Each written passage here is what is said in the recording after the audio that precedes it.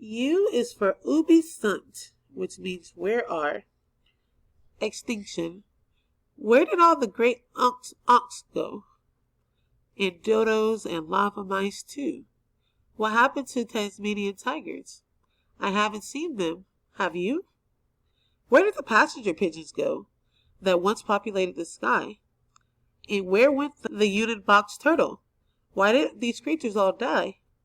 Will someday we ask where the whale is? Will we wonder where rhinos once ran?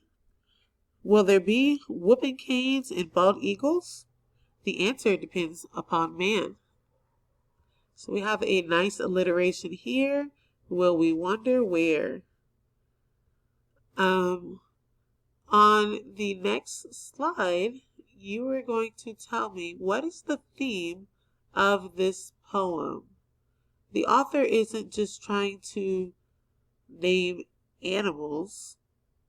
What is he trying to tell us here? What is the lesson that he wants us to learn?